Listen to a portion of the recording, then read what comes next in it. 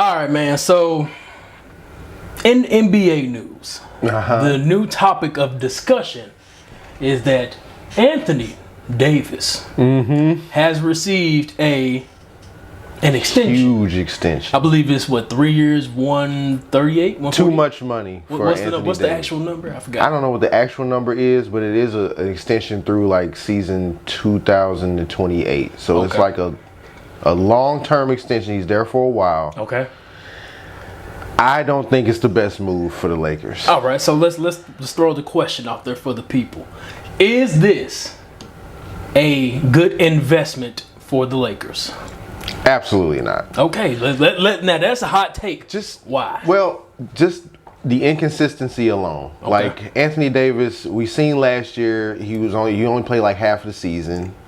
Yeah, off and on through injuries, and then in his playoff performance, he was 11 points one game, then he ball out another game, 6 points another game, then ball out another game. Like, I don't think you invest that much money and you extend him that far ahead, knowing that's what you're gonna get out of him. I agree. Honestly, looking at it, I don't think there's really a hot take. I feel like as a basketball community, I feel as though we're all on the same page. I feel like when he's healthy, dominant player.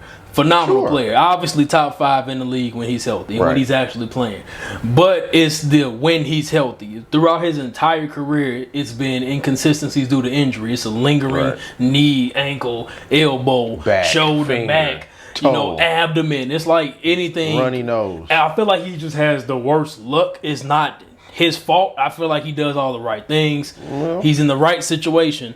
But it's like, is it time to just pack it up? Because I feel like now, I believe he's 30. So this extension to carry him until like he's probably like 34, 35, something like that. Yep. So it's going to take him. This is probably the final destination for him. I don't think this is it. Like, I don't think he goes anywhere unless they trade him, which I think is highly possible, given that the contract is going through 2028, apparently. So which is fair. Which is sure, but I think when LeBron leaves, because he will leave within the next 2 years, whether he retires or goes and play with Bronny or whatever happens. We know with Bronny having that cardiac arrest. So prayers up for Bronny. Prayers up for him. He's doing well, I think. So that's good. Just get him back on the court. But the goal is still the same. We still got to get him in the league. That's it. You got to get in the league. You got to get, I don't think he's going to go to the Lakers unless the Lakers tank and go get him. I don't know. It depends on what happens. That's another conversation as well. That's further along. But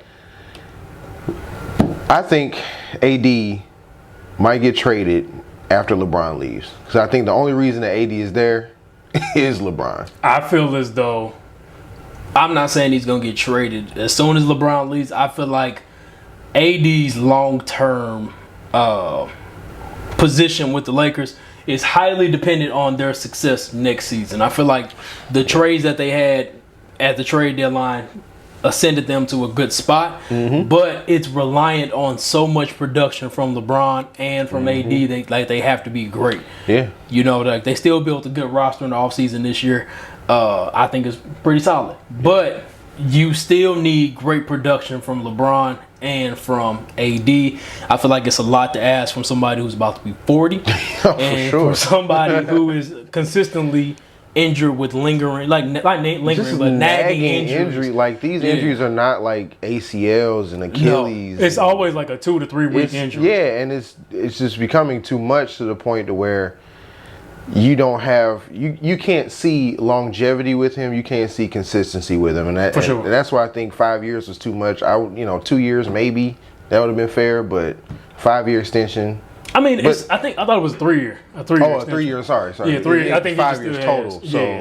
So I get it, but I mean, you want to lock in great players, and Anthony Davis is nothing short of great at hooping, but it's your best ability is availability. Right. That quote test all time. Right. You know what I mean? Yeah. Like, it's, are you durable? Can you win games? And are you here to win games? Yeah. So and I think his mind is there. It's just his body's not. And but like I said, I think what they did with this move was invest in him long term. For sure. But I think after 2, maybe 3 years, I think they'll be like, all right, it's time to go ahead and cut ties with this project and move on. I'm going to give it a year. Yeah, that's Because fair, you but got I'll to give it think two. this experiment has lasted since 2020, right? They went Right. all in to acquire him in 2020. And it's about to be the 2024 season, and it's only resulted in one championship and two Right. playoff runs. Yeah.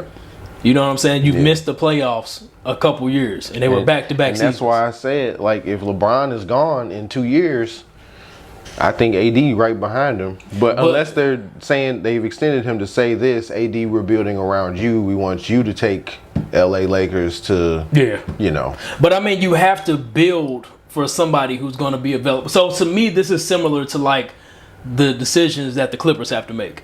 Do we like not just extend Kawhi, but do we keep him here because you're not on the court? You're obviously the best player on the team when Right. you're healthy. Right. But because I feel like LeBron has given AD the keys, but both teams in LA are just having the same issue because their supposed best player is always hurt. Right. So, and it's like, obviously, all the time, LeBron is the better player. We're not saying that. But when it comes to, at this point, LeBron being 39, going into 40, or he'll be 39 this year, we have to commit to making sure this guy is taking the next step and getting that MVP. And if AD can't do that, all those five players and picks or whatever we gave back in 2020 it was worth it to get that one championship. Sure. But it was nothing for long term. I think the AD extension will work if he could be healthy at least 60 games, get him to the playoffs. But that Get through 60 and can't include the playoffs. The 60 has to include the playoffs. No, I'm For saying AD? I need 60 regular season games and playoffs. Okay. You know what I'm saying? Because if you think But about even it, then, he has to be consistent, though. He has to be consistently 20 and 10 at least, Yeah. and help out. but I think with AD last year, I feel like he was in and out the rotation. It's weird just inserting him back in. So it's all about when he gets hurt. Yeah. You know what I mean? So it's not, you don't want to carry that into Well, hopefully, the playoffs. if he does get hurt, hopefully it doesn't get hurt. It's in the beginning of the season. He can come back, rehab strong, and then lead the team to. I mean, I think this same issue happens for a lot of the top stars. Like, they're older. Like, I feel Right. like you have...